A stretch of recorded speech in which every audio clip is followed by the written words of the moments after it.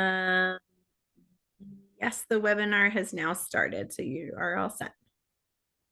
We can call to order the January 27th, 2025 Water Resources Board Advisory Board meeting, and I will turn it over to Joanna to talk about the virtual rules. All right, thank you. Hello, my name is Joanna Bloom, and I'm serving as the technical host for this meeting. We'll start with sharing a few slides of the virtual meeting rules that we follow. These rules are in place to find a balance between transparency with community members and security that minimizes disruptions. We do need a full name associated with each person's participation in open comment, and we cannot unmute you without it. If your full name is not currently displayed, you may try to change it, or you're welcome to send me a text and I can change it for you. There is no chat feature for this meeting. The Q&A function can be used if you're having issues with Zoom. Otherwise, feel free to text me if you need anything. I'm at 303-817-1742. Members of the public may be unable to control the audio or video features, and video is limited to city officials, employees, and invited speakers only. I'll unmute you when you're recognized to speak, and I'll call your name when it's your turn to speak and announce the name of anyone next on deck to speak as well. And after I've unmuted you, please say your first and last name, and we'll start a 3-minute timer once you begin your comments. Thanks so much for your participation. Great, thanks, Joanna. We can move next agenda item, which is approval of our November board meeting. I read through, didn't have any comments or edits. Anyone else? I did not. Comments, questions, concerns? Is there a motion to approve the November meeting minutes? I motion to approve the November meeting minutes. Second. All in favor? Aye. Then we approve the November meeting minutes, and we can move to virtual public comment. So do we have anyone who has signed up? Great, let me check. I did see a hand up just a moment ago, but then it went down. So I'll just give folks another moment to virtually raise their hands if they would like to speak. I do see one person with a raised hand. Lynn Siegel is here. Others, if you would like to comment, go ahead and try to virtually raise your hand. And if you need help, I'm at 303-817-1742. Otherwise, I think we are ready for Lynn as soon as we have a timer up.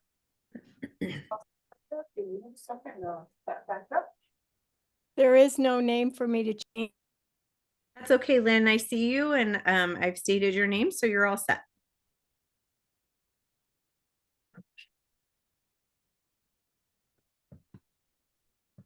Oops, hang on, Lynn, you muted yourself. Let me unmute you.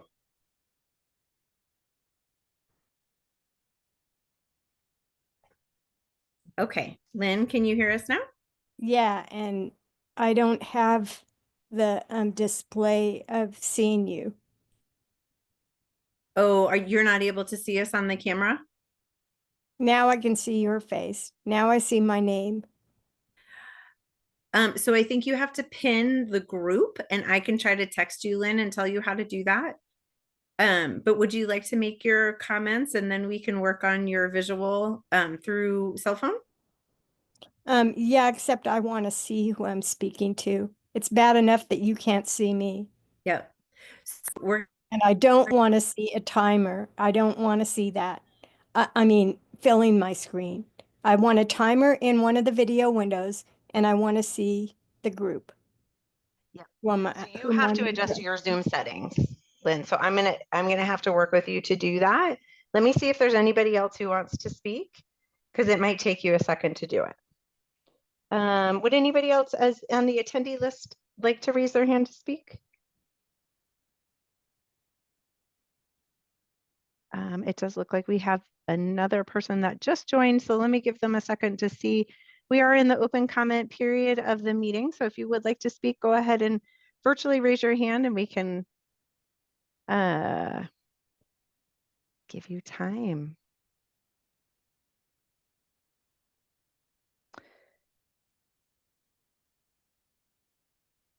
Lynn, we're gonna need to have you go ahead and speak. I can walk you through the video No, so that you can there's see never us. been this problem. There's never this problem. I go to Zooms for 5 different boards and for many things all the time, and it's some settings at your end.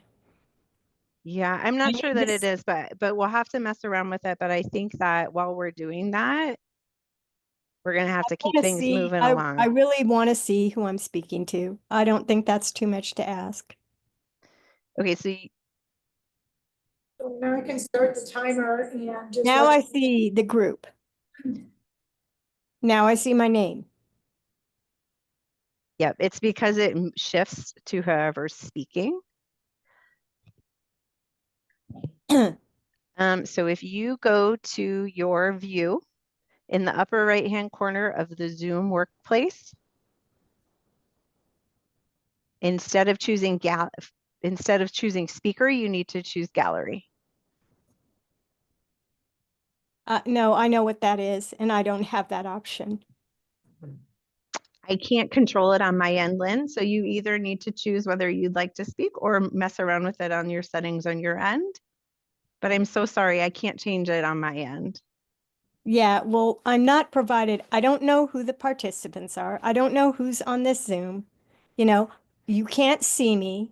Like, this is just ridiculous that Yeah, can't I be know. I'm seen sorry, Lynn. and Those that are I the can't meeting see rules. you. And the only way I can speak is to a blank thing with a timer. And I really don't want to speak under those conditions. I just don't want Yeah. to. I'll just Okay, well, work on this my, is your window. So I think we either need to yeah, I'll do just it work and on I'll my text right you. to speak. I don't think that's okay. Okay, Joanna, I will would it be definitely write possible down the that comment. We do the first agenda item and then come back to public comment. Is that possible or no? That works for me. That is totally up to you, John. I'm ready. I know. Yeah, why don't we do that? Let's Thank you, John. mute. I am- Steve. I have not joined audio. Oh. Sorry, we're just gonna big up echo. Just 1 second. Okay, I took care of the echo. Lynn, I will text you on my phone and we'll work out the video thing and then we'll allow you to speak after the first item, okay? Thank you, Joanna. You're welcome. That work for you, Joe? I think so. Team, are we? Sounds fun. Okay. So then apologies for that, but we can move to our first agenda item, which is the utilities year in review, which I'm very much looking forward to. Well, thank you for that, John. This year in review is always one of my favorite items of the year. It's kind of nice for us as a staff team to stop and reflect on what was accomplished this year. And for me personally, to slow down and think about that, which we don't often get time to do. This has a lot of value to us as a staff team. It's kind of like our annual report. And it's nice to share it with the board. I will acknowledge that my general guidance for our teams is that for most of our, not all, but most of our agenda items, I like us to try and keep our memos to like 3 pages. Not counting attachments. This one, it's hard to tell the story in 3 pages, so we let it be longer. And so for this item, the preparation of the memo and the presentation, it's also a good opportunity for newer staff to participate in a board item. Learn about the department. So tonight we have Andrew Walker. Andrew's a budget analyst in utilities, works with Steph Klingeman. He's our principal budget analyst and is also here. And with that, I think I will turn it over to Andrew to get started. Thank you, Joe. As he said, my name is Andrew Walker and I'm the budget analyst for the Utilities Department. I just wanted to begin the presentation by thanking all the work groups that contributed the material that will be presented tonight and in the memo. We appreciate the opportunity to share our work and accomplishments with you. The agenda for tonight's presentation is similar to those of prior years. We're going to start with staff and financial updates, move on to ops and maintenance, then 2024 highlights, some regulatory updates, 2025 projects and then end it with questions that the board may have. So beginning with staffing and financial updates, staffing within the department remained stable in 2024.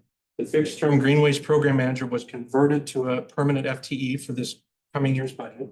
In January, the city issued a total of $96.7 million in water and wastewater bonds. The majority of these funds will be used for the main sewer interceptor project, and the remaining funding being used for 7 other priority projects, including upgrades of the 2 water treatment facilities and the wharf. Finally, in 2024, the use of ARPA funds to provide bill payment assistance to customers ended. We will be focusing on developing an actual in-house and sustainable customer assistance program in 2025. Next, we would like to share about the department's 2024 ops and maintenance. Starting with source water supply. Snow melt fills Boulder Creek Basin reservoirs each year, and in 2024, snowpack generally followed the historic levels as shown in the graph on the left. The yellow and orange trends are historical averages, and the gray and blue are for the year 2024. Additionally, Boulder Mountain Reservoir storage levels were around the historic average for most of the year. However, due to a warm and dry spring summer, there was an increase in demand that brought the storage level down slightly, as noted in the orange colored trend line in the graph on the right. Continuing with daily water demand, the water demand shown in blue during the summer months was slightly above the 5-year average. However, we are in line with past year's consumption. Water consumption peaked during the summer due to it being a hot and dry season.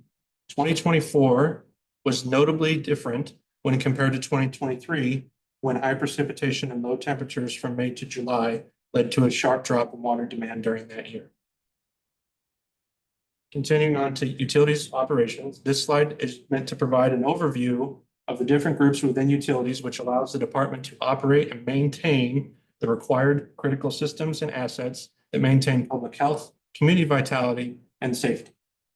To begin, the water utility covers everything related to our source water, treatment, hydropower, and distribution. 2024 was a full and busy year for the water operations teams due to juggling multiple large CIPs and their impact on daily operations. The wastewater utility covers everything related to the collection of wastewater and its treatment at the wharf. Although the wastewater system overall is not as extensive as the city's water system, the teams were also in a position of maintaining daily operations and maintenance duties while several large capital improvement projects were advancing in the collection system and at the wharf. Third, the stormwater and flood utility provides and maintains effective stormwater collection and flood management systems, which are critical within the city at all times of the year. The stormwater and flood teams and programs are largely focused on maintenance and capital improvements, as will be noted elsewhere in the presentation. And finally, the business services division supports both utilities and the transportation and mobility departments with accounting and finance, GIS support, and general administrative services, which is a critical internal support function to keep all of our work advancing. Continuing on to utilities maintenance, the utilities maintenance team supports all 3 utilities to ensure levels of service remain high, and their efforts are essential to supporting overall system operations. Within the water utility, the team regularly inspects and proactively identifies aging or problematic components for repair or replacement. In 2024, the team responded to over 300 after-hours calls, installed new system taps, and new water quality testing stations. Additionally, the field service team, which locates all wet utilities and performs water meter readings and repairs, in 2024, the team repaired or replaced over 600 new meters and performed roughly 357,000 manual meter readings. In wastewater, the team inspects the wastewater collection system every 3 or 5 years. In 2024, the team inspected 70 miles of pipe and cleaned 146 miles of sewer lines. Staff also performed over 200 repairs and 1,100 manhole inspections. And then finally, within the stormwater utility, the maintenance team cleans and inspects the storm sewer system throughout the city. In 2024, the team cleaned over 13 miles of pipe and performed numerous repairs and patches in order to prevent failures, while also installing over 2,500 feet of new pipe. Additionally, the team plays a critical role in maintaining the open drainage and greenways projects, greenways throughout the city. In 2024, the team reconstructed the Wonderland Lake drainage area that had not been serviced in nearly 30 years, while also performing their normal outfall inspections and other maintenance activities. Along with the everyday operations and maintenance, utilities works on specific projects to improve critical infrastructure as well as service to customers. The following are just a few of the projects from 2024. Throughout 2024, the Utilities Department completed a major upgrade of its utility billing software. Utility billing team and a team from the Business Services Division partnered closely to accomplish the system modernization. The upgrade includes changes to the payment processing system, as well as a new customer billing portal to begin the transition to 100% paperless billing. The new system is now cloud-based, eliminating the need for locally hosted machines, while also enhancing the overall security and reliability of the system. The system itself went live in November of 2024. The next project we'd like to highlight, in 2024, year 8 of 12 of the Barker Gravity Pipeline rehab was completed. This line delivers water from Barker Reservoir to Patasso Water Treatment Plant, as well as the Boulder Canyon Hydrant Facility. Pipe repairs and liner installation was completed on around 7,000 feet of pipe, bringing the overall project completion to 75%. The lining rehabilitation technique significantly reduces the environmental impact of this work as compared to traditional open cut pipe replacement methods. The final water utility project we wish to highlight is in 2024, the 63rd water treatment plant upgrades that were to replace aging infrastructure was substantially completed after 3 years of active construction. There are still a few minor components needed to finish the project, but the project remains on track for final closeout in the summer of this year. And then related to the overarching theme of replacing aging infrastructure, the repair and replacement of systems used for treatment and disinfection are the current focus at the Patasso Water Treatment Plant. In 2024, the first phase of construction was completed without impact to customers for the backwash supply tank. Upcoming phases involve long lead times for equipment, with deliveries estimated at the earliest in late 2025. Moving on to wastewater, the WRF is being upgraded in order to comply with future phosphorus limits. This is a broad scope project that includes upgrades to existing treatment systems and processes, as well as revitalizing already existing assets. Construction on this project began in 2023, was around 70% complete at the end of 2024, with a projected commissioning date of July of this year. The second project for wastewater we wish to highlight is the Main Sewer Intercept project. The existing sewer line at Belmont and Butte Mill Roads carries 80% of wastewater to the WRF. The current concrete pipe near Boulder Creek has areas of severe erosion, and relocating the pipe will significantly mitigate the risk of catastrophic events caused by future flooding. The current phase of this project impacts some of the largest and most critical assets within the wastewater system. Phase 2 of this project is currently underway, and projected completion date is this year. Moving on to storm and flood. In 2024, stormwater team completed year 3 of the 7-year cleaning and inspection cycle. During this time, the team cleaned and inspected over 16.5 miles of pipe, as well as over 300 storm inlets and a couple hundred storm manholes. These inspection efforts yielded around 75 pipe repairs, of which 4 were in critical condition. The photo on the right is from a pipe camera that found a fiber conduit that was bored through the bottom of a storm sewer pipe. Also, the team completed a drainage project at 15th and Walnut, which included the addition of a green infrastructure specifically for income. Now I'm going to turn it over to Joe to share updates on the flood mitigation project as well as the sinks team. I'm going to go off script for a second and go back to something that struck me when Andrew was talking. The slide came up on the Barker Gravity line.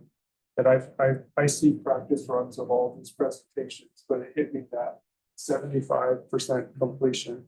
And I remember that specific project was a huge area of emphasis for a previous board. And I remember when that progress was 0% and we were just starting. And it's a huge daunting, like, year after year project. So sorry about the departure from that. As far as this slide, got 3 major flood projects on here. The South Boulder Creek project is a major capital flood protection project. It's $25+ years in the making. And in 2024, our project team submitted all of the permits and the documentation required for approvals, as well as closing in and working on the final design, which is in progress. And that project is planned to break ground here in 2025, which will be a huge accomplishment. And then the Upper Goose Creek and 2 Mile Canyon Creek project is one that has been in front of the RAB a few times in the last few years, including in 2024. You might recall, may have been July meeting that we looked at a height alternative under Edgewood Drive and had a good discussion with the board on that. And so that project is now heading into the design stage in 2025. And I'm not sure if it's out there at the moment, but working on a request for proposal for consultant note for that. And then the last one on the slide, the Gregory Canyon Creek project, is a phased flood protection project that's aimed at increasing the capacity and conveyance of the Gregory Creek stream. And our team made a lot of progress on that one in 2024 on design work. And the creek itself goes through a lot of private properties as it kind of comes down through the western part of the city. And so our team members have been meeting with property owners and working on easements, and those conversations are going well. These flood projects are some of the most intense projects that we have in the city because of the private property impacts and environmental impacts. And for me, really nice to see us gathering momentum on a number of these key flood projects. You can go to the next one. So also talk about our safe and managed public spaces program. As many people know, unsanctioned camping in our city is a complex issue. It involves a lot of human suffering, and its impacts are far-reaching, not only on the people who are camping, but the surrounding community and property owners. Back in 2021, our utilities department, working with other departments in the city, took on the function of helping with some of the cleanup work that goes with unsanctioned camping. We have a 9-person team that works closely week to week with our police team on this issue. And hasn't been so much of a question lately, but occasionally someone will ask, why is this function in utilities? Because as we've looked around the country at other cities that have similar programs, it tends to be in like the public works or utilities areas, just because we have the infrastructure, department structure to handle that type of work. And so it's a big topic of interest and concern for the community, and the statistics there on the slide are quite staggering, including the volume of trash that gets hauled away by the team. And if it were left out there, that would all be in the creeks and drainage ways. So that's part of the answer to the question, why is this in utilities? I think I'm good. Okay. Next, we would like to just talk about 2 regulatory updates. Beginning with fluoride. Fluoride is obviously a topic that generates questions within the community, which at times get directed to both staff and RAB members. We are sharing this brief update tonight for reference when needed. Adding fluoride to drinking water has been in the news recently due to a 2024 court ruling on its potential health risks. The ruling itself references a Health and Human Services study that found a link between exposure to fluoride and IQ in children when levels exceeded the recommended CDC guidelines. Water fluoridation is recommended in order to prevent cavities and tooth decay. A ballot measure in 1969 requires the city of Boulder to add fluoride to its drinking water only at the CDC recommended level. Without changes to either state or federal regulations, the ordinance can only change via a successful ballot measure, and staff will continue to monitor the issue going forward and keep RAB informed of any.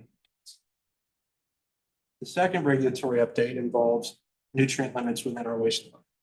The graphic most likely looks familiar to those of you who have been on the board for a while. The WRF is currently required to meet effluent discharge limits as specified by the state of Colorado and the National Pollution and Discharge Elimination System. The WRF is already meeting the nitrogen-based limits specified by regulations as mentioned in the memo and is currently advancing the phosphorus upgrades project. Enhanced treatment of phosphorus within specific concentration limits as mandated by Regulation 85 will be included in the next permit renewal for the WRF. Even though we don't have a new permit yet, we know it will include Reg 85 limits. 2025 is the year to start up the new phosphorus removal system, and as I mentioned, it's slated in summer. Looking to the future, here are just a few of the upcoming priorities that we have as a department for 2025. Beginning with the water utility. The Utilities Department itself has partnered with multiple organizations to develop an adaptive Eurasian water milfoil management program within Boulder Reservoir. While in, excuse me, while in 2024, staff spent a significant number of personnel hours manually removing EWM from the beach, which in order to allow for safe swimming. In 2025, the Utilities Department and Northern Water have contracted an herbicide applicator that will refine the treatment strategy to optimize plant control while at the same time protecting water users. Also in 2025, the staff will start the process to reduce forest fuels that exist between Costa Reservoir and the Boulder Canyon Hydro Facility. Staff will also be partnering with the Fire Department, Parks and Rec, and OSMP to conduct emergency rehabilitation work to protect at-risk critical infrastructure from wildfires. And the final 2025 priority we wish to highlight for water utility is the Boulder Canyon Hydro Penstock Assessment, this is the highest pressure pipeline within our entire system. Staff will complete a condition assessment of the penstock, which was originally built in 1911 and conveys water from Costa Reservoir to the Boulder Canyon Hydro Facility. The assessment will provide valuable feedback to assist with the development of the appropriate plan to either rehabilitate or completely replace this 114-year-old structure. Moving on to wastewater. Major projects for the wastewater utility in 2025 include the continuation of the phosphorus upgrades and main sewer improvement projects. Additionally, several wharf building mechanical systems have reached the end of their useful life. 2025 will be the beginning of a multi-year effort to modernize these systems, beginning with the HVAC. Finally, because of and since the April 2024 high wind event, a staff team has been assessing the electric power situation at the wharf. The new reality of climate change and the likely future grid shutdown events from Xcel, which they classify as public safety power shutoff.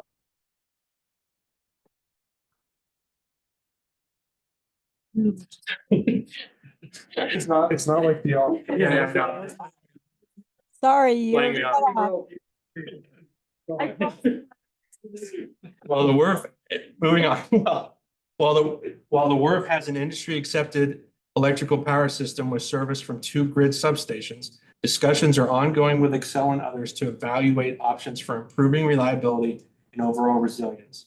Independent of any large-scale improvements with the electric power system at the wharf, the team has advanced several steps to improve our ability to endure a future short duration outage. Moving on to the stormwater utility. As Joe mentioned earlier, phase 1 of the South Boulder Creek Flood Mitigation Project is designed to provide protection for community members, property, major utilities, and transportation infrastructure, not limited to US 36 and the Foothills Parkway, while minimizing the impacts to city open spaces. The project will include a stormwater detention facility, a spillway, and an outlet works to convey the detained water under US 36 and return it back into South Boulder Creek. And then finally, in 2025, the city is initiating a major update to the Boulder Valley Comp Plan. While Utilities is not taking a lead role, the department will support PNDS by providing information, performing data analysis and policy recommendations, as well as document review. The intent of the comp plan is to protect the natural environment of Boulder Valley while still fostering a livable, vibrant, and sustainable community. The last major update to this plan occurred in 2017. And I just want to thanks for your interest tonight and your support of our department. And before we completely turn it over to the board for any questions, I did want to mention a couple of things that I noted as I was thinking about this presentation. Andrew had a slide that talked about staffing. And just noting that we have a water conservation position in our water resources team. And some ways that the board kind of touches the work that we do. John served on helping us with our water efficiency plan, where that was one of the recommendations to have a staff member to cover that base. And so we're in the middle of a recruitment right now, and that's coming to life. And then just one of the primary functions of the board is the annual budget process. And what really strikes me this year from my vantage point and my role is just the number of major projects that we have going.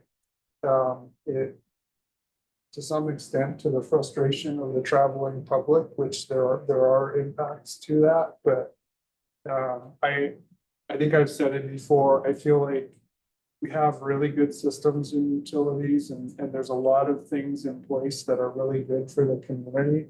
And I feel like it's on our generation of staff to leave the systems better than we found it, because they are aging and deteriorating. And so I'm just really pleased to see things like the MSI project, the 63rd water line project, the slide that Andrew showed about the Barker gravity line, and the board's diligence in working through the CIP and giving us feedback on the rates and everything is an important part of that. So thank you. Now for questions. Great, thanks, Andy. Questions? And one question, obviously top of mind for everyone, but you mentioned wildfire preparedness. Are there specific facilities that you're like most concerned about, or any, research that's been done to date on wildfire preparedness, or? There has been a lot that has been done by our water quality group, and we've presented to the board in recent years. I would say our source water, we have 3 different sources, 2 watersheds in just to the east of the Continental Divide, the Barker system and the North Boulder Creek system, and just a lot of forested land. A lot of our stuff is buried and doesn't burn, but some of those foresting projects, I'm thinking what might happen to Barker Reservoir, for example, if we had a fire up there and it were to fill in the sediment. And we have our water quality team and Megan Wilson Outco and Kate Dunlap have done modeling of that. And we've assessed that, and they've identified pre and post fire preparedness.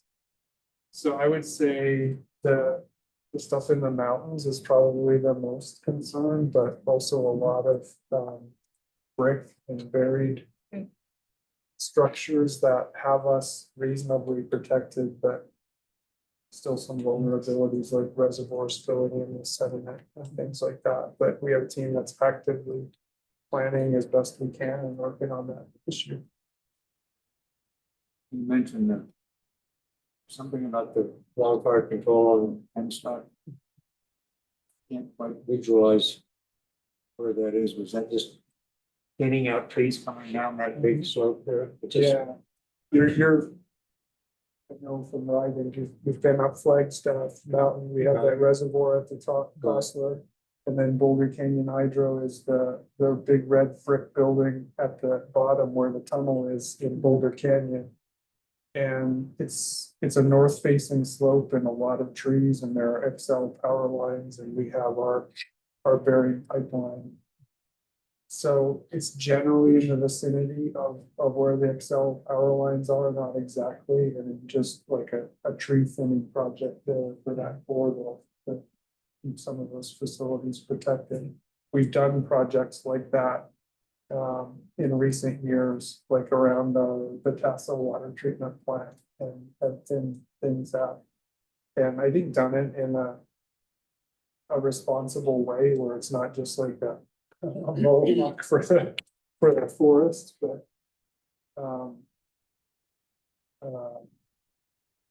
yeah. I could add a comment or two if appropriate. So good evening, board. Chris DeVille, Deputy Director of Operations. To complement what Joe just shared, I'm on a multi-departmental team that's working on some of the wildfire mitigation aspects and priorities and planning and best use of funding that comes available. One thing I've learned is, like Joe said, it's not really the concern about the pipe itself that's buried, burning or becoming compromised in the moment. But if that stretch was to burn, then it's really susceptible to, future mudslides or the hills less stable, et cetera. So then there's that increased risk of just the infrastructure from a future, large precipitation event that could eventually compromise the pipe itself. So I think that's part of the motivation as well. That's some broader area mitigation project up in there. It's not just a line around where the pipeline is. It's sort of a general plan with other landowners. It's a good question, Steve. I'm not sure how far beyond the pipeline alignment it goes, but my knowledge is it is fairly targeted around the alignment though. It's not like a broad forest program overall.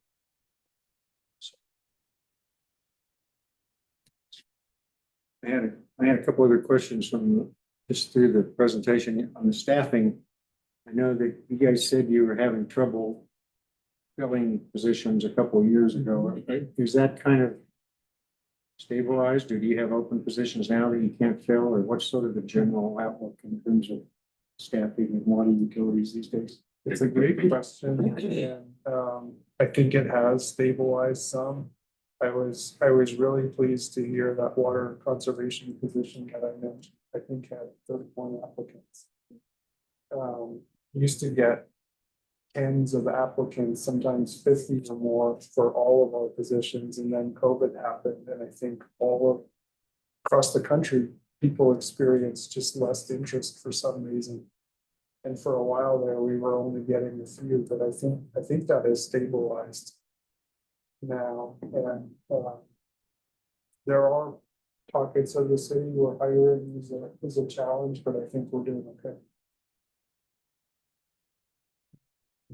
And how is the switch over to the electronic billing process going, or how do you expect to have some difficulties as you try to put that into full effect, or how is that whole process? From my vantage point, it's going really well. I think we have roughly 30,000 accounts or something like that have to make the switch.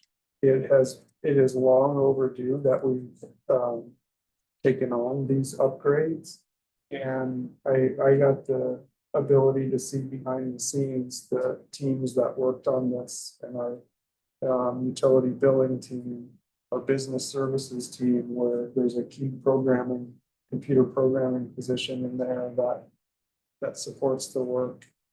And it's going well. The call volume of people who are needing help to make the transition is pretty high, and it's taking a bit of time to turn things around and get back to people. But we've gotten feedback from our vendors that and others that they have not seen this process go so smoothly as it is with ours. And I mentioned that that computer programming person in business services that works on it, they were just nominated for a kind of a national award for their work on this. So not to say customers aren't experiencing any frustration or challenges with it, but I don't know that you can take something on like this and have it be perfect that way.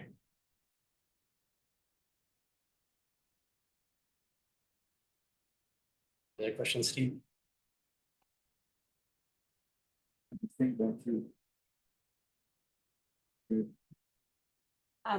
When we went and visited the MSI, I didn't appreciate that it was nationally recognized as an innovative approach. I mean, maybe it seemed very impressive, but I just wonder, is there an effort being made to share more broadly kind of how that's create a video? Maybe you already did. Yeah, if it's okay, can we get back to you on that? I'm not privy to what triggered it to be that national level recognition. But our team certainly knows that. I think it was centered around the tunneling effort Yeah. and that impressive work that I believe you all got to see. But yeah, we're fortunate to award that project to BT Construction. They're excellent in this area, and they really do have a impressive reputation. They've executed really well on behalf of the city. And that project would have had to do an open cut across Belmont, a really deep one. And if you can imagine what the traffic impacts of that would have been, and when they basically were zero for a major project like that, which I'm really pleased that we ended up with that approach. Yeah, more generally, when I was reading through the year in review, I was thinking, oh, they've really done a lot. There's so many of these great accomplishments and where they're going. I kind of want to share this with my neighbors, because it's just such a nice, like summarized snapshot. So, yeah, sharing the successes so that people appreciate what's being done.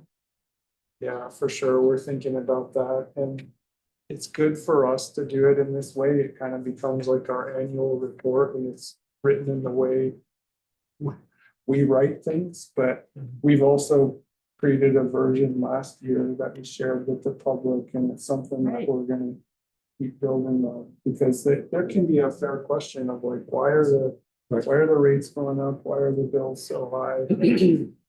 It's a massive operation and a lot of big capital projects. You ever put any kind of insert in the bills or anything that would summarize that kind of thing? We have, yeah. Seems like there might be a way you could take all of what you were just saying in the whole report, put it on two sides of a little flyer or something and just summarize it. The challenge is we're going to paperless. So Yes.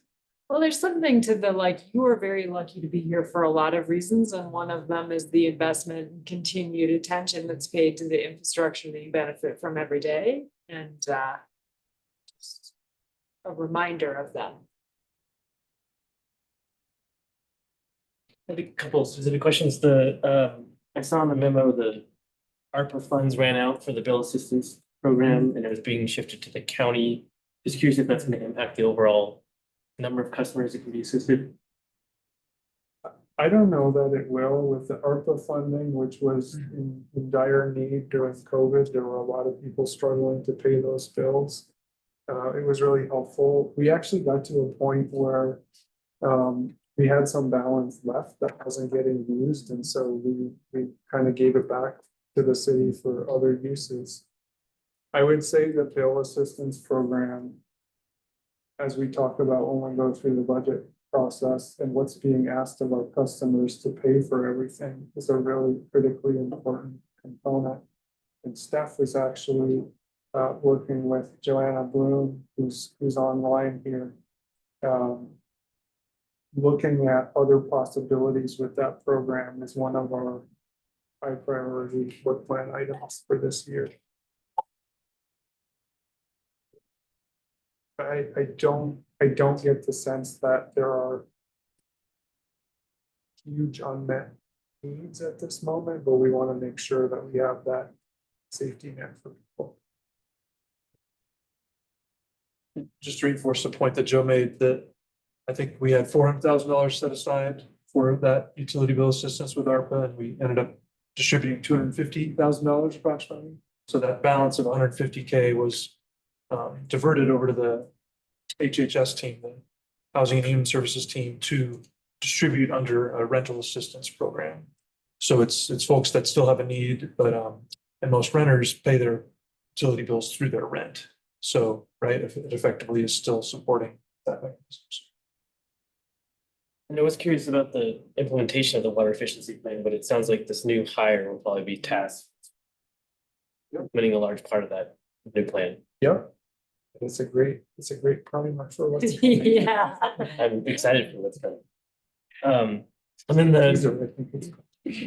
the memo talked a bit, I think, about the pilot project to replace some turf with native grasses. And I was just curious to get like a little update on where that stands, and is that gonna be done by this growing season? I am not You know? sure. Joanna Bloom is online and could maybe speak to that if she's able on the fly, or we could get back to. Just That's the baseline 30th corner. Mhm. See if Joanna comes on. I am here, Joanna Bloom, Utilities Deputy Director for Policy and Planning. Did you ask about the turf replacement program that, or the project that's happening on Baseline and 30th? Yes, there's a quick status update. Yeah, so we're just waiting. There's actually two different ones. One's kind of residentially focused and the other one's more commercially focused. And I know Kim and Crystal are online too, and they could probably tell you more about this, but we're going to wait until the spring. We had to get rid of the weeds in the fall, and then we're going to replant a couple of the segments in spring, and then maintain it for a little bit until we reach 80% establishment. So you'll still see the kind of mulch and things like that in place to get rid of the old vegetation before we can plant the new vegetation. So stay tuned. A lot more to see in the spring and summer. And Kim and Crystal, you can chime in later if I got that wrong. Great, thanks, Joanna. Welcome. And then just on South Boulder Creek flood mitigation, it's crazy that that's breaking ground this year. That's obviously spurred a lot of conversation and community outreach. I was curious if there's anything planned around breaking of ground and community engagement and all that. For sure, for a project of that scale, we would do something. It's a complex one, so the number of things that have to come together timing wise to break ground is staggering, but we're on that track, and I know we'll be having those conversations as we get closer. Last question I had was just with the comp plan update happening. I think it's characterized as utilities will play a supporting role. I was just curious if there's a way for utilities to play more of a role. It's a great way for integrating water into land use planning, which is incredibly important. So I'd like to see utilities play more than just a supporting role if possible. Yeah, I think we will have a pretty significant role in that way, and our planning teams and our utilities, water resources teams, myself included, we're already meeting and talking about some of those things. I can talk more under matters about what the process looks like and timelines, but I think there'll actually be some touch points for RAB on that, which will be a unique thing that wouldn't necessarily be there every year for the board, but. Great. Any other questions from the board? One more general question, I guess, how do you see this, the issue of the sizing of your staff to handle the encampments on spacing? How do you see that going in the future? Is that going to become a larger part of your budget? And how do you interact with the rest of the city to keep track of that, or keep track of where it may go in the future, or try to manage it? That's a great question. I think we're gonna have to extend the meeting to 9 for that. Answer that. Seriously though, that question has come to me from council and city leadership. Like, we have essentially two crews that do that work now, and there's a question. Do you need another one? Do you need more? And I talked about the complexity of the issue, and I don't know that additional utilities crews would do that much for us now. And I know it can be perplexing to the community who supports us doing that work, which not everyone does, by the way. In like, why do I still see tents, and why do I still see people camping? And the issue is so pervasive across the country.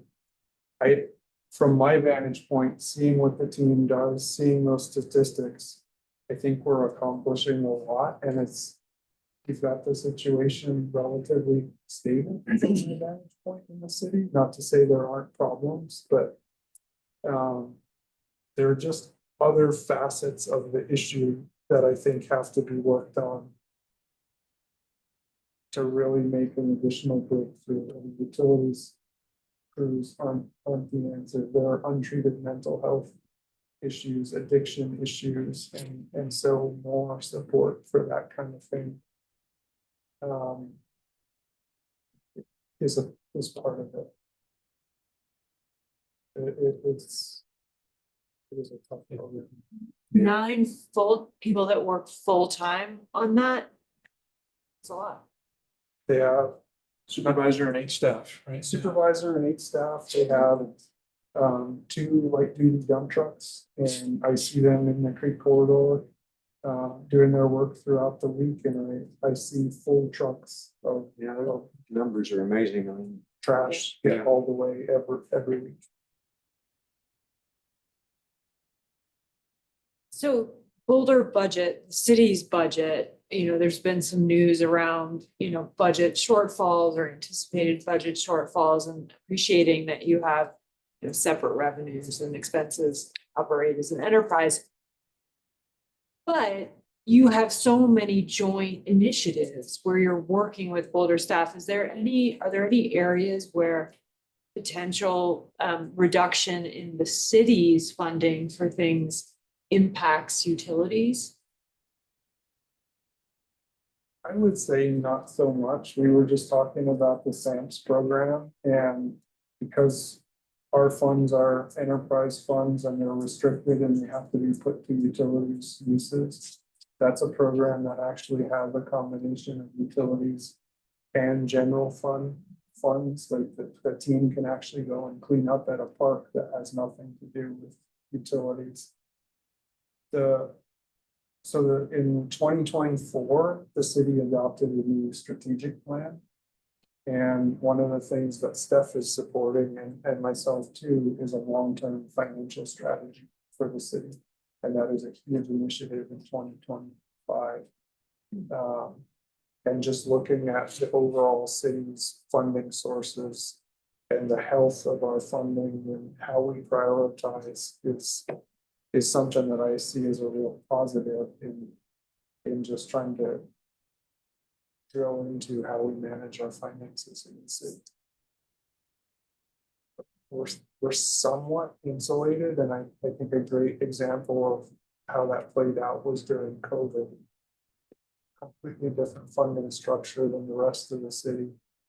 And COVID had an impact of how and where water was getting used, and we saw some differences, but other parts of the city were really struggling.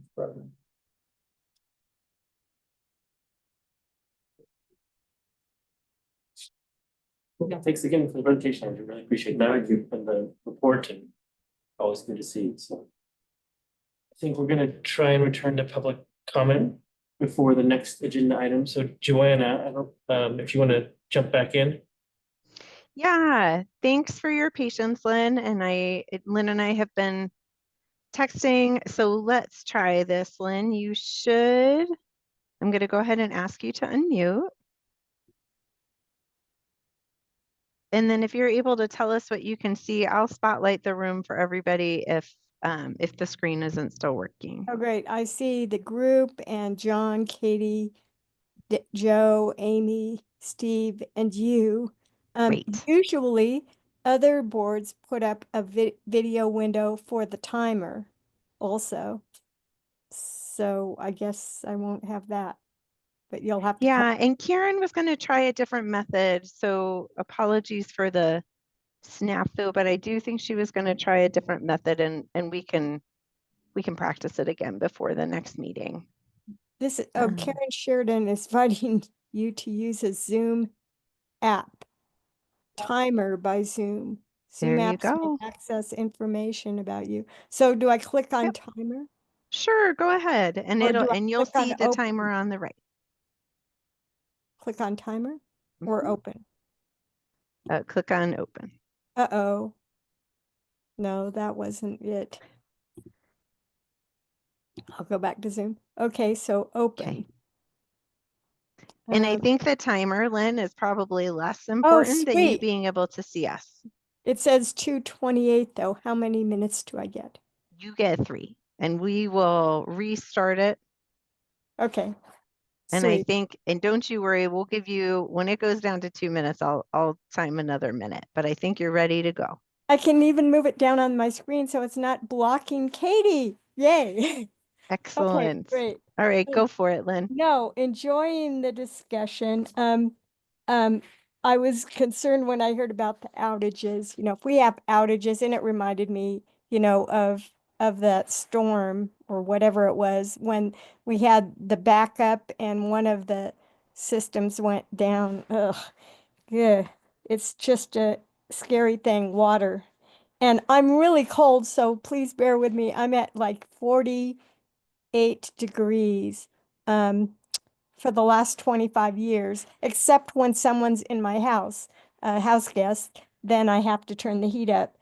But it just gets me thinking too. I recently had a retrofit that was a complete disaster, but it included a an air-to-air heat heat pump hot water heater, which is an interesting device when you think about how hot and cold works and the connection between that and water. I'm actually less encouraged today after talking to a plumber about the use of this device in the state of Colorado. In the summer, in the summer it might be great, but they output a lot of heat and they output a lot of cold and they suck a lot of heat. Then the heat gets embedded in the hot water. But it's kind of self-defeating if you're having to heat your house up to heat your hot water, then the form of heat that you have for your house, which I want, this is what I want for my house, is solar to run a ground loop heat pump. And in fact, my neighbor across the street who has a ground loop heat pump has an air source hot water heater and an extra tank for the storage from the ground loop heat pump to add heat, auxiliary heat to the air source. So it's a connection between an air source heat pump and a ground loop heat pump. Pretty neat. Anyway, so let's see. You did say something about the HHS funds going to rental. That's concerning for me because I own and I don't feel like I should be punished for owning because I won't own my house for a long time and I'm saving up. I don't buy anything and I'm saving up for 25 years for this ground loop heat pump because they're about $90,000. So that's kind of an issue. And 30th and Baseline, I was trying to envision, is that the Brew House site? It's right across from Willville. Oh, well, excuse me. I was thinking Arapahoe. Sorry, I'm concerned with this part of town. Okay. And as far as the development and homelessness, I just wanted to say I think it's about $6 million a year we're paying just to clean up the trash. And it might not be a direct issue because of the way that funding works, but it is going to be an issue if our funding is, if we're short on our budget, then what are we going to do with all of this trash? And it's going to affect our water, supplies and just every trash and accumulation, all of that, affects that. So, and I couldn't remember the SAMP acronym. SAMP. Yep, Lynn, that is your time. It's safe and managed public spaces. Oh, while I'm thanks. online. Yeah, And but the thanks for your last thing patience is, tonight. COVID with Trump. And we're at big time. problem. That's all. COVID with Trump. Can you imagine? Just saying. Thanks, Lynn. Thanks. Thanks so much for all of your help, Joanne. It was very good. You're welcome. Yeah, thank you, Joanna. I appreciate that. And thank you, Lynn, for working with Joanna. Any other public comment? I did see a couple of folks pop on, so I'll just say we had a technical issue in the beginning. So if anybody else is here for public comment, you can raise your hand virtually. Otherwise, I think we're ready to move on. You're all set. Okay. Thanks, Joanna. With that, we can move to the next information item. Thank you Really for quick, that. I would like to see the water bills going all online. And thanks for So working on that. our next item here tonight, is also an information item. It's an introduction to Waterwise landscaping policy and code. Our current city council at its initial retreat after it was elected or the last election, and city council identified the Waterwise and Firewise landscaping and code requirements is one of its, this council body's 11 priorities. The items being led by our Planning and Development Services Department, in conjunction with other departments. Like ours, the planning team visited with city council on this topic in late 2024. And the plan in general, which I think you'll hear about, is to solicit input on these code updates throughout 2025. So there's no action required of RAB tonight, but it's at least an initial opportunity for you to provide input if you have any. And the presentation tonight will be led by Lisa Hu, who is principal city planner in the Planning and Development Services Department. So with that, turn it over to you. Thanks, Joe. Lisa Hood from Planning and Development Services. I'm also joined online. Chris Riccardello, our principal landscape architect, is here. I'll do the presentation, but he knows the nitty gritty of the code. So if you have questions, he's there. And we've also been working closely with Crystal Morey with the water resources part of utilities on this project as well. So I'm just going to give a quick update or a quick overview of the project. Really, we want to introduce this to you tonight, but we'll plan to come back throughout the year as we work through this project and develop more detailed recommendations. But like Joe said, we're hoping for just some initial guidance and feedback of what you think of some of the best practices research that we've been doing over the last couple of months. Advancing. Okay. So we've identified this project's purpose is that we're really looking at our existing landscaping regulations with the lens of water conservation and making sure that those are the regulations and code that we have are advancing the goal of conserving water. So we're looking at all of the rules on the books right now and opportunities for how we can improve. Like Joe said, this was one of council's priority projects for 2024 to 2025, but it's also being it's also helping us implement something that happened at the state level, which was a Senate bill 24005, which you might have heard, it prohibits non-functional turf. And so it applies to several different types of uses, transportation corridors, commercial uses, industrial, institutional, and then what the state calls common interest communities, but that's really like the common area of an HOA, think of that. And so that's where you cannot have non-functional turf, and they've very vaguely defined non-functional turf as turf that doesn't have a function.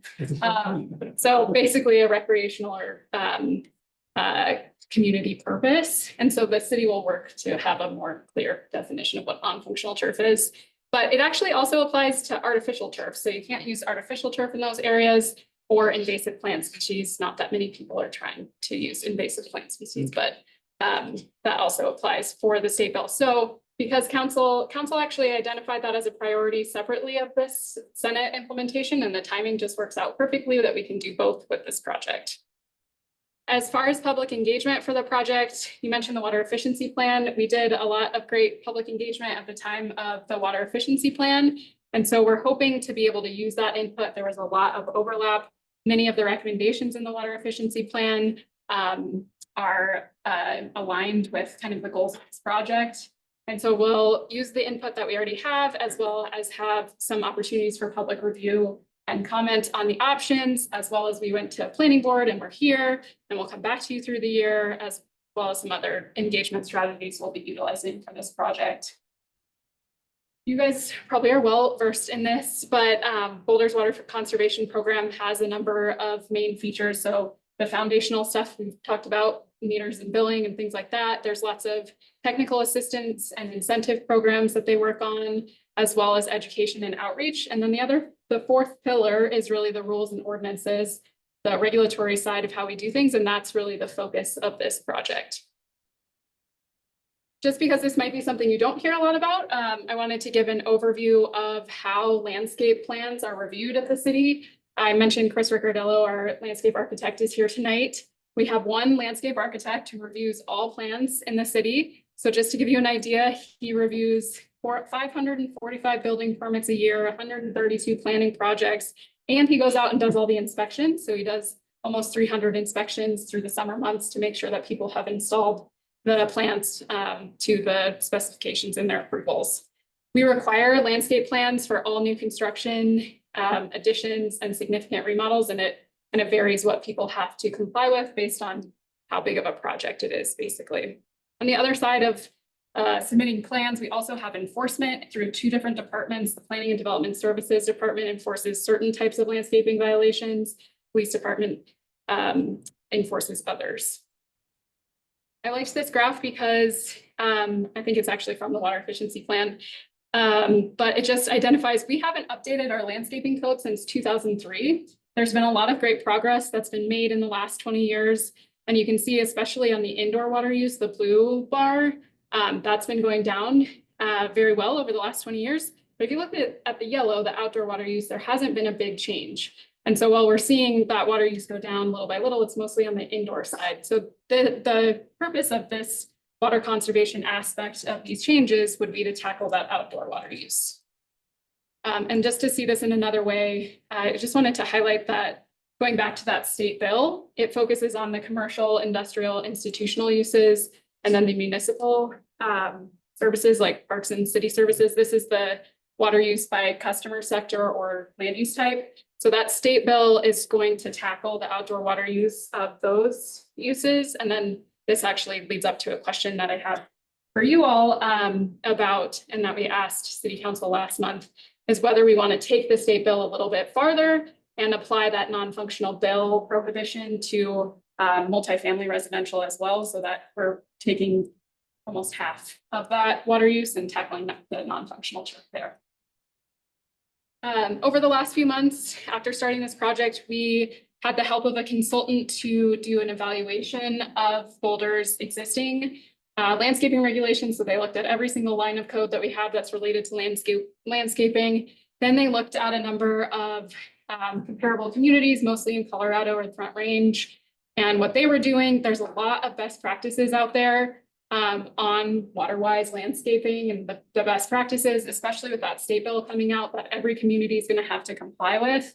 And that consulting team prepared the recommendations that I'll be explaining to you tonight. They also helpfully created these categories for the different recommendations. So things in a code, water efficient land use code that are foundational, things that really move the needle on water efficiency. And then things that work with ecosystem services, they have multiple benefits, not just water efficiency.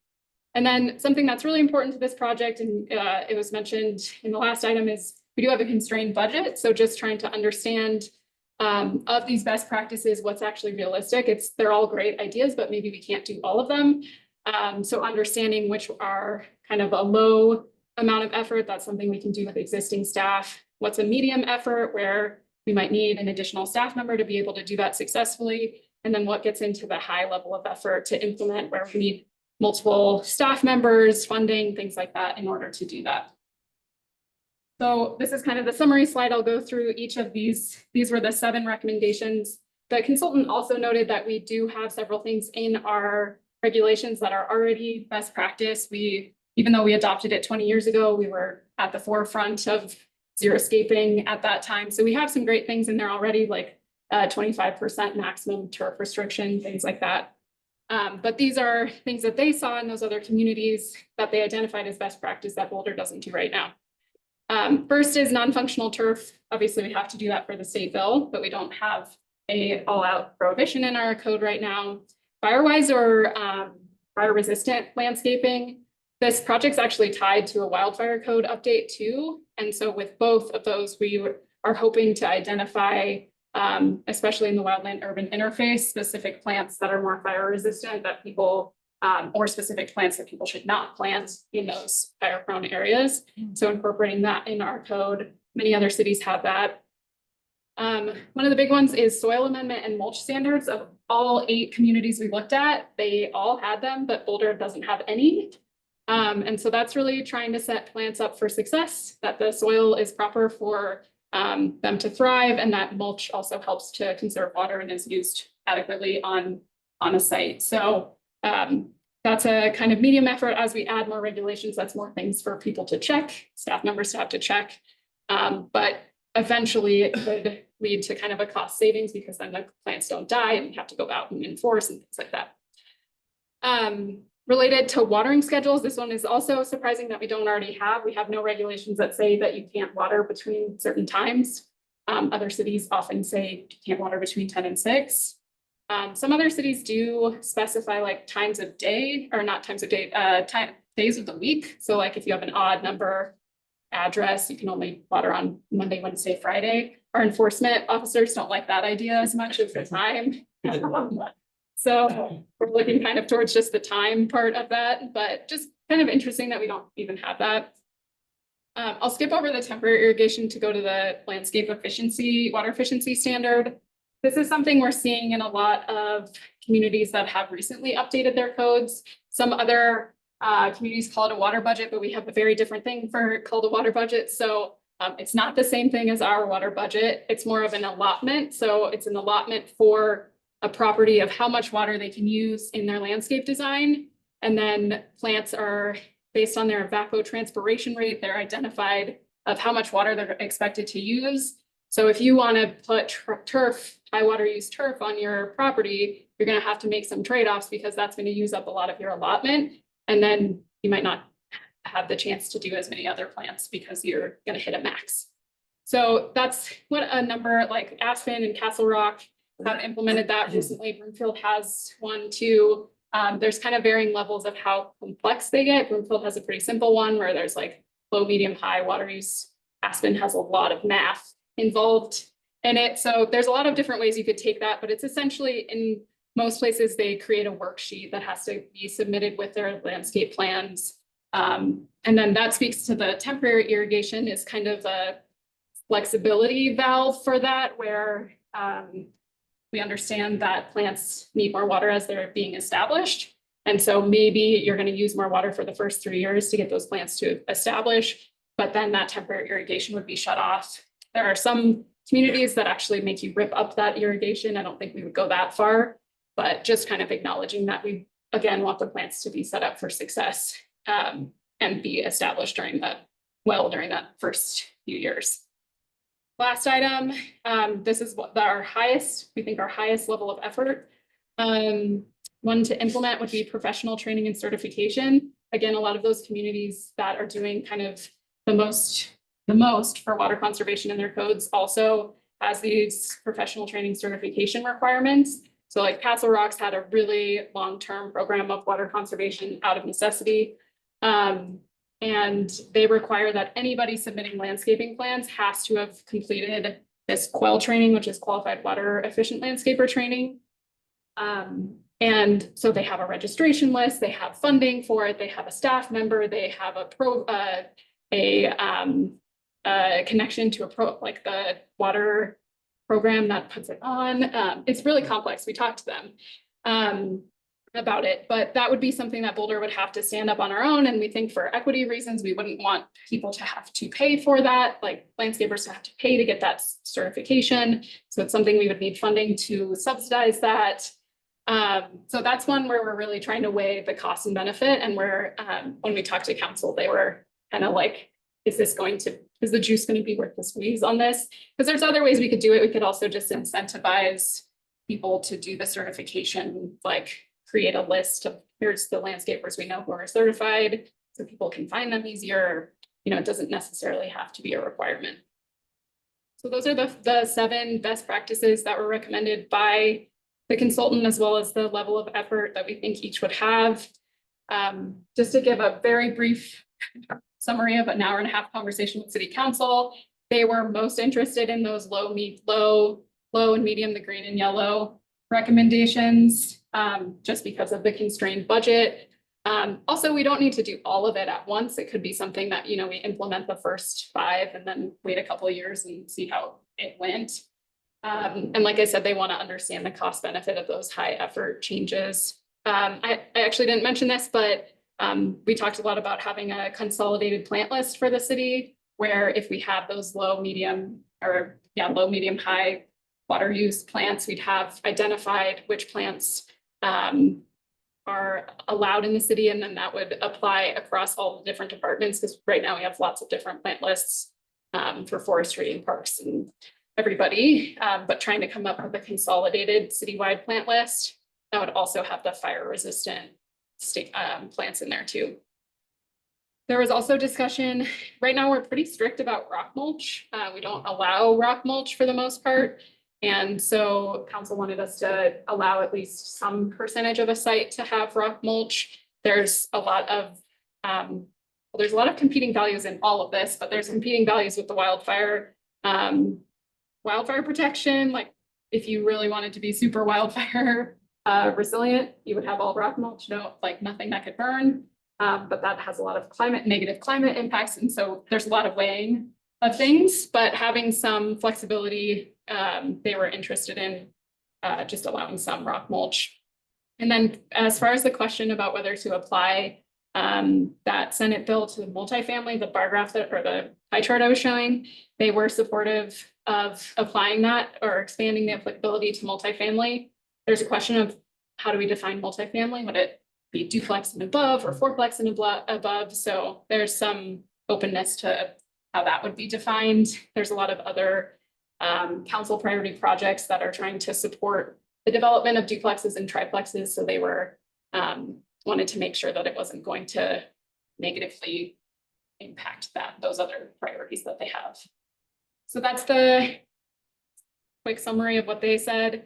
The questions that I would have for you tonight is really just your initial thoughts on any of those 7 best practices of what you'd be most interested in as a board, what you feel like might move the needle most on water efficiency or water conservation, or you're most surprised that we don't already have for us to move forward with, because our next steps are to develop a plant list, start looking at the code and actually thinking about drafting it and then developing public engagement for probably the early summer.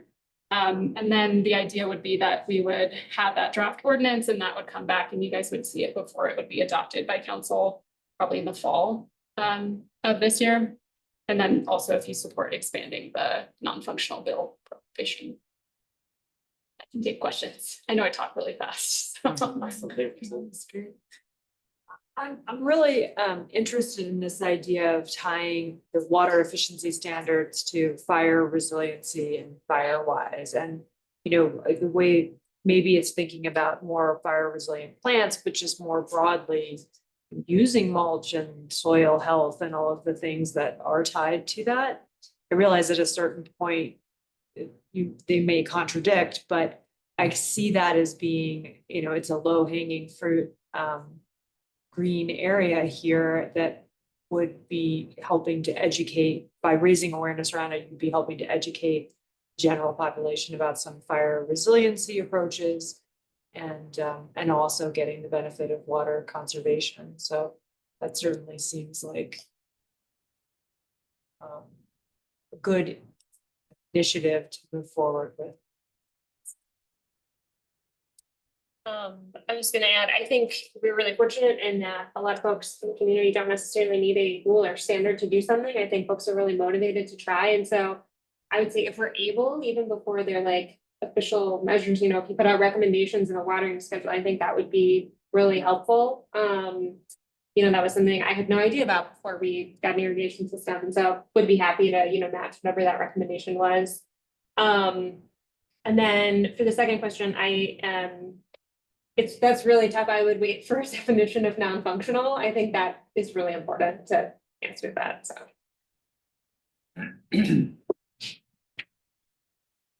Have you guys made any estimate or sort of a low, high type range of what the eventual impact of these programs could be on our consumption?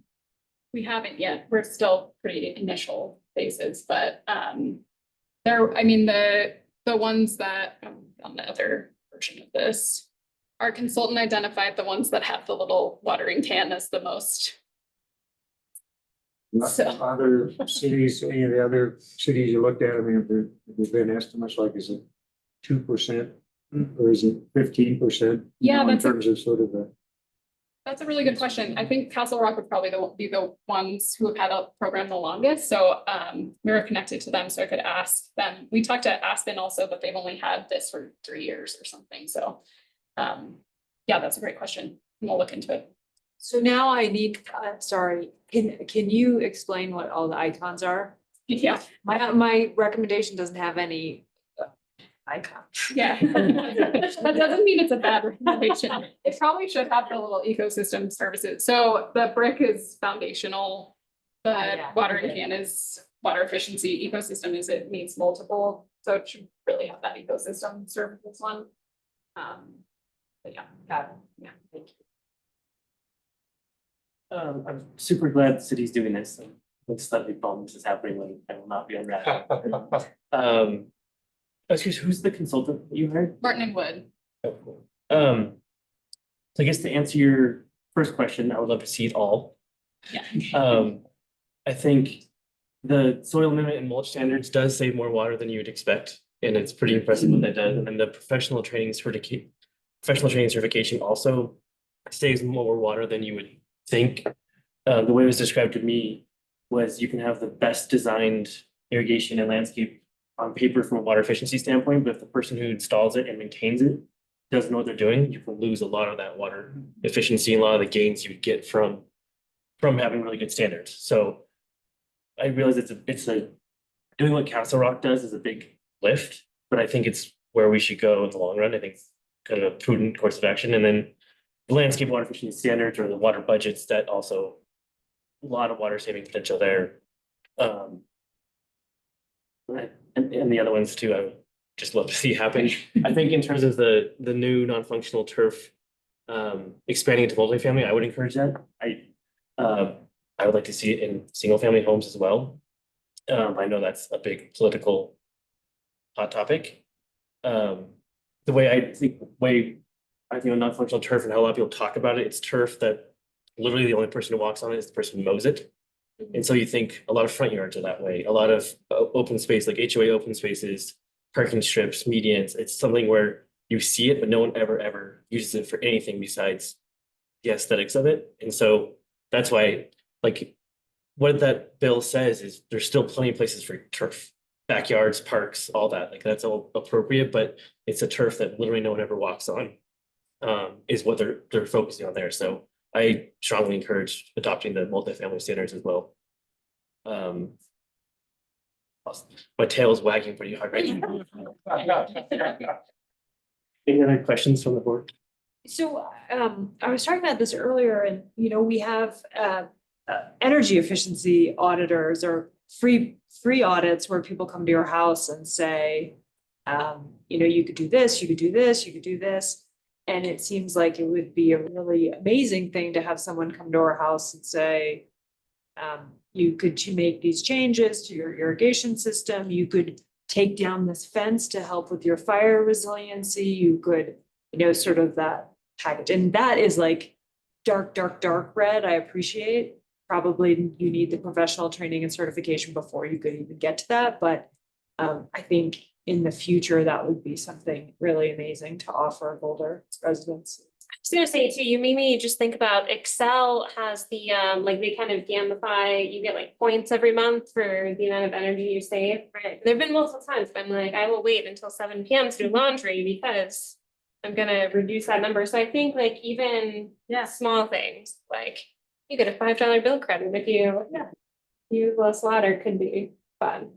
Yeah, we do for wildfire. We actually have a detailed home assessment that they'll go out or they'll come to your house and go around with you for 2 hours and tell you, like, you should cut these trees down. You should take this stuff out of the 5 feet around your house. And there's actually a grant program now that will help people complete some of those improvements. And then I actually live in Denver Water, but you can get an irrigation audit, like someone to come and do that. So I don't know, Jody, know if they do that. Thank you, everybody. Good news, we do have that. And it's already an active program and it's happening. Resource Central is who we partner with as a city agency, and they will come and do audits at people's houses. And reprogram your system for you, which is great. And you irrigate and do wire, so not at the same time, they wouldn't do like your irrigation and your wildfire resiliency at the same time, but do you have? We have a program for the wildfire too, So and there are actually grants that are there. And we're working to really coordinate all those efforts so that we're not just having independent things that are in conflict with each other. Yeah, we're happy to send a link. I'm glad Lisa mentioned it. I was aware of this program, the detailed home assessments. They do fill up early, so contact them Yeah. for the summer. Yeah, and they did get like 100, I think they got 100 requests the day after the California wildfire started, and so now they're backed up till April, but I've gone on one of them, it's awesome. It's just everything you would want to know. I could be misremembering this, but the permitting group at Boulder, I feel like there have been some changes in the last few years to add more staff and create more like streamlining of permitting. So I know Chris is on, like, maybe it would be a good idea to sort of advocate for additional landscape permitting reviewers so that we could move towards landscape water efficiency standards. That's definitely, that was a big part of the conversation with council as well, is that, like I said, if you add more, Chris is already doing 545 building permits. If you add more standards that you have to review for, obviously they're good standards to review for, but it just takes more time. Sure. So that's a big part of this project, is trying to also make the case for some budget allotments to get some more staff to help us do this. In Boulder's actually, it's not that common to have an actual landscape architect on staff to review a lot of front range utilities. It falls on utility staff. We're not landscape architects to review these landscape plans. So, but yeah, any chance to increase that capacity would be very helpful. Any other questions? Thanks, Lisa. Appreciate it. And Yeah. looking forward to see all 7 of those adopted. And getting on the detailed home assessment list for May. Thank you. Cool. I guess we can go to matters from the board. The only quick thing I had was just looking at the agenda for this year. There's a lot of there's a big process happening on the Colorado River this year, renegotiating new guidelines, and I think it'd be helpful for the board to get an update at some point, maybe for Northern. So just wanted to, maybe that's probably already on your radar, but wanted to plug that. That would be of interest, I would think. Yeah. That's a good flag. We've done that where Yeah. Northern staff have come to the board with updates on that system over the years. So I know Kim Hutton, our water resources manager, is online, so sending the bat signal to her. I think that'd be great, and I need for an update. That's all I had. We turn over to matters from staff. Yep, matters from staff. I mentioned it earlier. Biggest thing I wanted to cover tonight, and I can be brief, is just the Boulder Valley Comprehensive Plan update is really beginning in earnest this year. I think some discussions with council will take place here in early February to get some of that started. And the comprehensive plan is the overarching policy document for Boulder Valley, and it's reviewed by multiple bodies within the city and county. The plan will be led by our Planning and Development Services Department. We've already talked about it in this meeting.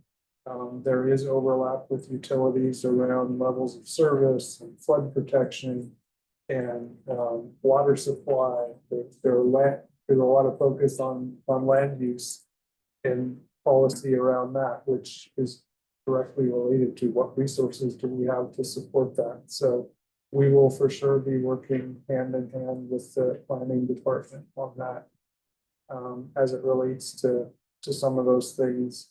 And there will be some touch points with RAB. Every year in April is when we do our water supply update to the board. And so as a staff team, we've been talking about that as a potential touch point for the board. I know there will be a study session in May with council where we'll be talking about some of the things, including water related matters. So that'll be good timing. And the overall schedule for it is 2025 and into, I think, mid 2026. So I think that'll be a big topic. That'll be a big topic for the whole city and the community, and should be an interesting one to cross paths with the board.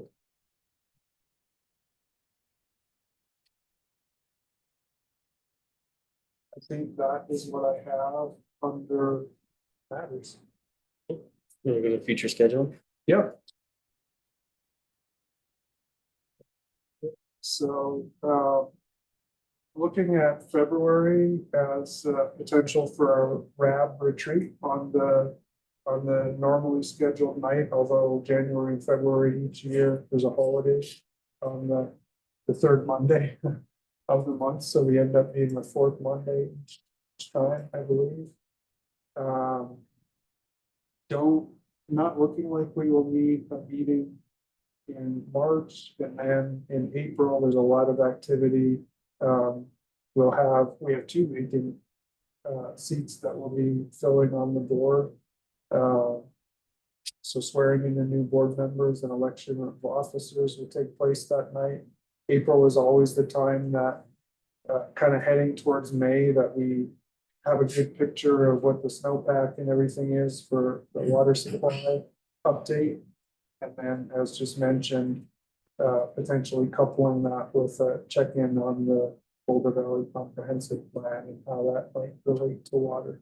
So that is what is coming up for the next few months in terms of the future schedule. And then the only other thing I wanted to mention is that for the last few years, there has been some of the racial equity training for the board, so that program will continue in the city. And I think we've tried different ways of doing that. And so I think for this year, what we're landing on is just dedicating a normally scheduled board meeting for that. And with what I know about the schedule for the year, it might make sense to look at doing that in potentially August, September timeframe. So what I got on future schedule. And John, I am sorry that I feel like it was know. hot. you're most interested It's in tough to be super involved. is coming to the surface right as you're Right, yeah. turning off the board. Well, I'm glad the city's doing it, so. Well, thanks to Andrew and Lisa for presentations and answering questions. Really appreciate that. Thanks. Is there a motion to adjourn? Second. All in favor? Thanks, everyone.